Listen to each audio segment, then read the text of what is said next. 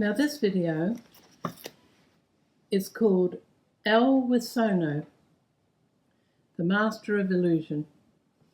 Now Adventists generally do not like fiction, but they can be very good at illusion.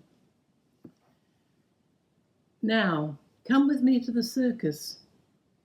See the clowns, see the acrobats, and all the clever tricks. Notice how the ringmaster stands back and commands, but all eyes are on the lion. Most of all, watch the ringmaster getting the whip out to tame the lion, calling him the king of the jungle, but treating him like a beast to be subdued. I've said it all before, but just as with David Copperfield, the great illusionist, it's hard to tell what's real. You can't imagine how clever the plan. The trompe l'oeil. Now you see it, now you don't. It's very complex, it's very clever, it's very manipulative, and with a mere glance you cannot work out how it's done. At the same time, the method's quite simple if you watch carefully. I'm speaking about Glacier View and the dismissal of Des Ford. You can't easily interpret it from back here, but some did back then. You have to stand back and examine the facts. And then you get a sudden shock of realization. They planned it. They planned to fire Des by the traditional view, viz. The Dallas Statement. They saw them as the same thing. So the brethren spent a small fortune. They brought in the scholars to associate them with their actions. They listened to the ones that told them what they wanted to hear. They ignored the rest. They bypassed the consensus statements. They thought the consensus statements, the traditional view, and the Dallas Statement, fundamental number 23, were all the same. When El with Sono had heard the consensus statement read out, he said, "There is clear harmony in these reports. It is beautiful." It wasn't true, but it sounded like music to right-wing ears. They said there was no change in ideas. They said it, and therefore it was so. It didn't matter that there were many protests. We have done what we've done. They said that nothing had changed. The old ideas had prevailed. No one agreed with Des, not even his friends. Like his master, he had troubled the people. And to remain in the precious community, Des must bend to their will and dictates. They gave him no way out but to go against his conscience. And this is what they planned. This is what they did. It's unbelievable. Decent people cannot imagine the deceit. That's the problem. Take up your eye shades. You will see more clearly. They accused Des of treason. They accused him of bad associations, just as the accusers of Jesus accused him of mixing with wine bibbers. We said it wasn't true, but they didn't reveal their source or content, and we couldn't answer what was never said. Anyway, it didn't suit them to believe us. They'd made up their minds. The scholars would say we thought the same as Des, and so there must have been some other reason they fired him.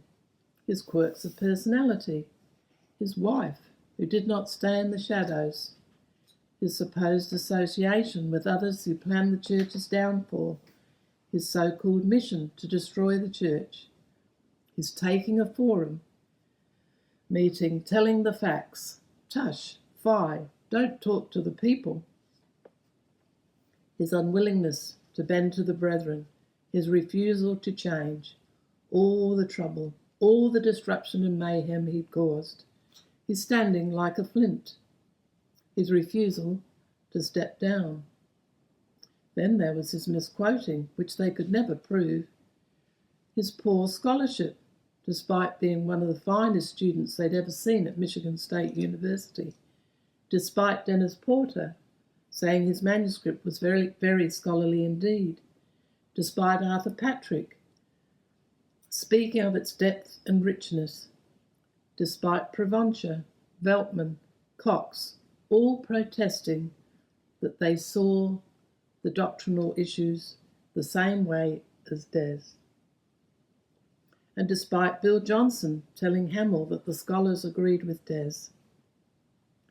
Despite Cottrell spelling out that the scholars agreed with Des's portrayal of the problems, if not his solutions, which in Des's mind were expendable if they came up with something better. Ah, yes, he was so difficult, but although those who know him and love him know it's not true. I suggest you find that November 1980 Spectrum, and Des says there are other volumes which I haven't looked at. Read what Des says and see the calm reason of what he says, the kindly attitude. Listen and judge for yourself. And here's the list that Cottrell gives in Spectrum, that the brethren gave for firing Des. 1. Prexad's judgment that Ford had failed to use clear, concise, unambiguous answers in his letters to Elder Parmenter. See the Ministry magazine.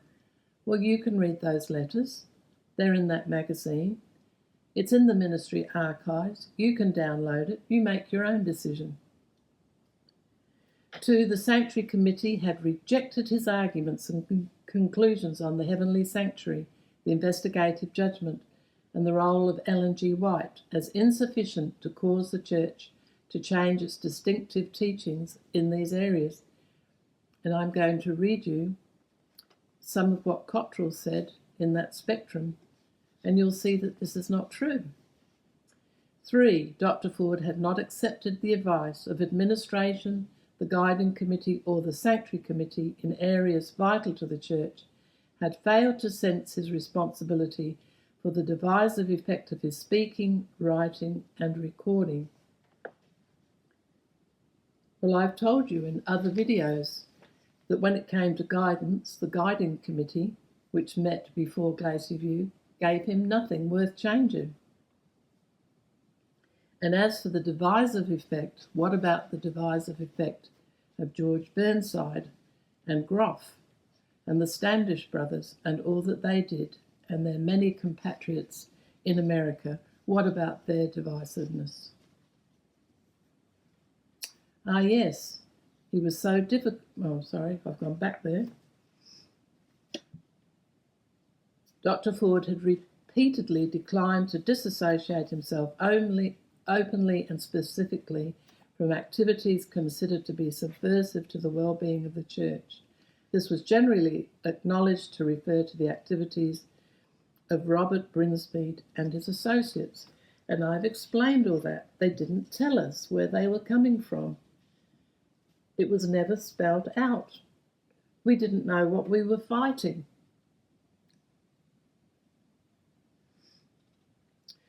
When my father was in the army, my father was a troubleshooter. I don't know if that's the right word. I wouldn't call him a troublemaker, but he saw when things, he had his own sense of justice. And when he was in the army, he saw through all the graft. And he was punished, I think, for going to see my mother when she'd had my sister Brenda. He went without permission, and he was taken back by the MPs. It may have been that time, it may have been another time. But anyway, this time he was punished by being given a can of whitewash and a brush and told to paint the inside of one of the buildings. So Dad went inside, he got the brush, and he spattered the whitewash over everything inside. So you can see where all the trouble began with me. But the Church did this at Glacier View. They created a blizzard of infractions that Des had made, so that if they couldn't get him on one thing, there was always another fault for which to blame him. You have two strands, the appearance and the reality. Here's the appearance. I've said it before. Do you get it? While you listen to the list, imagine how much the charade cost. Keep a list, add it up.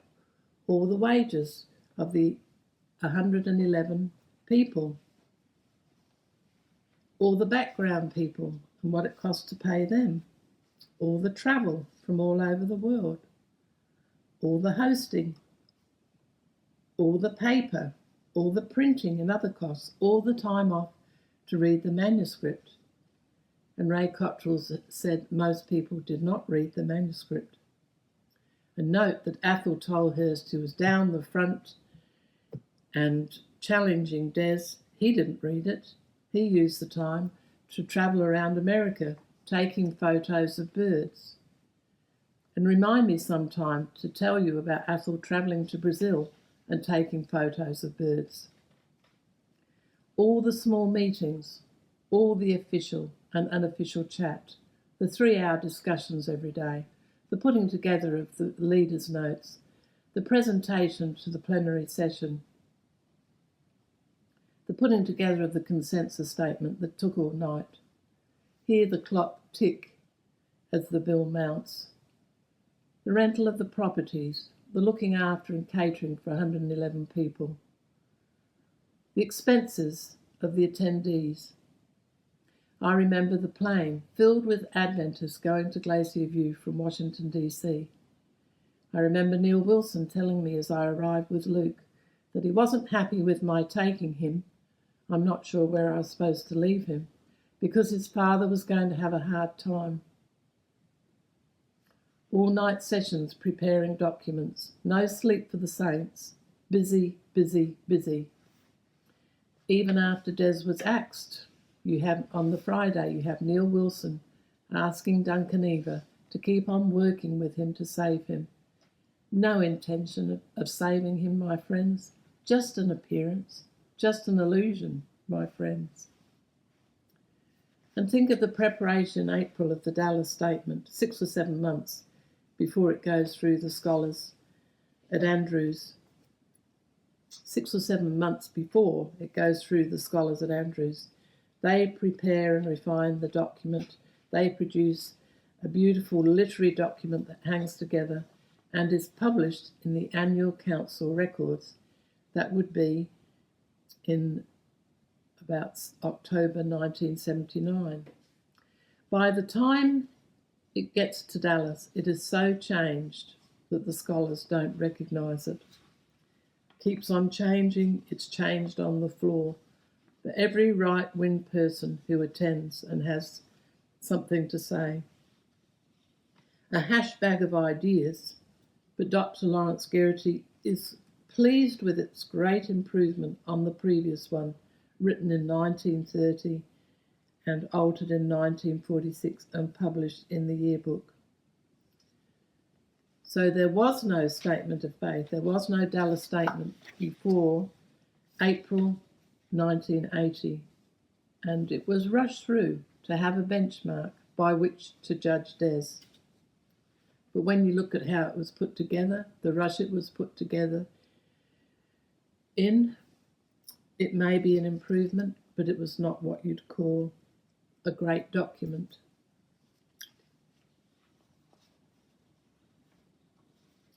L. Wilsono speaks of the Dallas Statement at Dallas as very vaporous indeed, and not set in concrete. I've read this before, but in case you didn't hear that particular video. He said from the front, "We are not suggesting changing any belief or doctrine that this church has held. We have no interest in tearing up any of the foundations of historical Adventism. This document is not designed to do that, nor to open the way that that can be done." See, they're not going to change traditional Adventism. It should be clear that we are not adding anything, nor are we deleting anything in terms of historic Adventist theology, We are trying to express our beliefs in a way that will be understood today. So, friends, it's just the changes in the Dallas Statement are just a matter of semantics to the ringmaster.